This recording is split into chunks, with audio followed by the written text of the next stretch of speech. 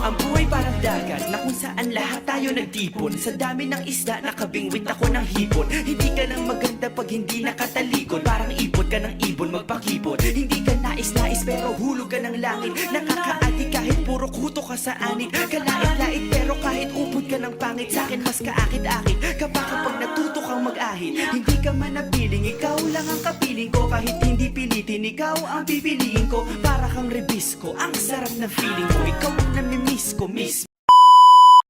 Nangabutan ako ng alas 5 sa bayan ng Bangged, sa probinsya pa ng Abra, ay hinanap ko ang terminal ng Partas. Good evening guys, nandito ako ngayon sa may Bangged Abra and gusto ko na mag-thank you sa security guard and sa mga staff ng Partas Bus, Partas Trans Corporation. Ayun o, ayun. Ayan. Yan. For allowing me to stay here tonight. Thank you so much. For accommodating me. Yun. Salamat.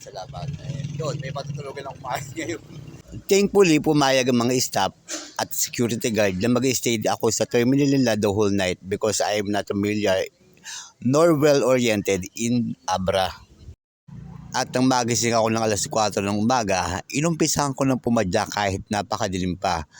May mga lugar kasi sa Abra na wala pa rin street light hanggang ngayon. Kaya kahit napakadilim, nilabanan ko talaga ang takot ko. Actually, kumakabog talaga ang dibdib ko ng mga oras na yan. Hanggang sa marating ko ang bayan ng Tayum. So nandito lang ako ngayon sa may bayan ng Tayum, dito kasi sa may Abra. Nakapasok ko lang. Nabasa ko sa placard. Ano na to? Tayum, Abra. Ginala ko talaga ang mga mata ko ng mga oras na yan kasi may hinahanap ako ng lumang kilometer post na panahon pa ni Dr. Jose Rizal pero hindi ko talaga nakita gawa nga ng sobrang dilim. Ito ang kilometer post na sinasabi ko sa pasukin ng Ilocos Norte yan pero may isa pa niyan sa Abra. Kaya kung taga-Abra ka o nagawi ka na sa Abra, patingin naman ang picture mo sa kilometer post na yan. Kasi para sa akin, hindi lang yung basta-basta kilometer post. Parte yan ng ating kasaysayan, kaya dapat alagaan natin. At sa halos isang oras na pagpagpadya ko sa wakas, nakakita rin ako ng tao. May bukas na bakery kaya bumili muna ako. Nagpahinga muna ako at kinain ko muna ang binili kong tinapay. At pagkatapos kong ubusin ng pandesal, ay balik padyak na naman. Inip na ako ng mga oras na yan. Gustong gusto ko na talaga makikita ng liwanag. At na magliliwalag na, bubungad sa akin ang mga pag-alagalang baka. Walang katali-tali, malayang nakapaglayas. Yun o. Walang tali. Malayang nakakapaglaka dito sa kalsada. Ayun o. Grabe.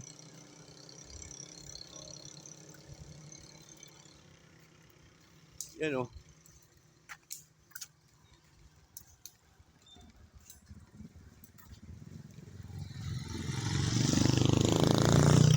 Tapos balik kalsada din naman hanggang sa mapadpad ako sa kulay blong tulay.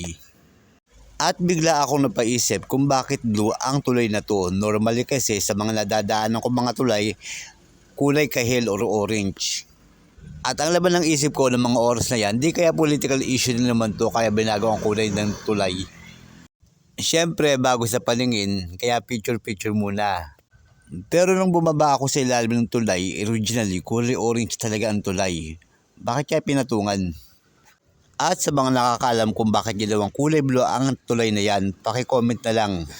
Tapos padyak uli hanggang sa marating ko na ang bayan ng Dolores, Abra.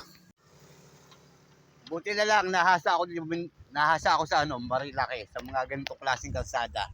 Kurbada na palusong paahon. Lusong na kalsada. Tapos kurbada. Oo, karamihan sa kalsada dyan sa bayan ng Dolores ay ahon lusong ang mangyayari sa inyo. Kurbada pa. At sa wakas, sa tinagal-tagal, nakakita rin ako ng kilometer post na halos kababata ko. Kung kayo ay mga batang 80s, malamang pamilyar kayo sa kilometer post na to. Ito kasi ang kilometer post noong panahon ni Ferdinand Marcos Sr. Tapos, Bike na naman hanggang sa marating ko na ang bayan ng San Juan. At ang malapit na nga ako sa bayan Tinig ay salimbayan ako ng mga nakausap ko na kung pupunta raw ako sa kaparkan, magko na raw ituloy yung binabala ko kasi tuyot niya ang kaparkan, walang katubig-tubig. At hindi muna daw tatanggap ng mga bisita ang local government unit ng Tinig dahil ayaw nilang masira ang rock formation sa kaparkan poles. At ang isa pang malalim na dahilan ay naghahanap pa rin ng vaccination card ang local government unit ng Tinig sa mga bibisita rito. Ang bayan ng Tinig kasi ang nag-iisang bayan sa buong Pilipinas na hindi nagkaroon ng kaso ng COVID. At sa mga hindi ngang inaasahang pangyayari, binigyan ko ng ultimatum na desisyon ang sarili ko na bumalik na lang ng Ilocos Sur.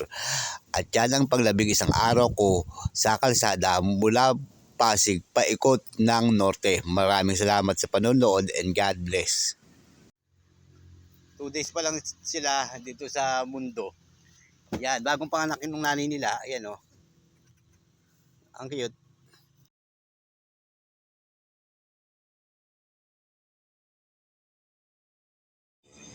At bago nyo ka malaman na kayamanan, sabi ko, kailangan nyo munang umakyat sa hagdanan na to ng 100 step bago nyo marating yung sinasabi mong kayamanan.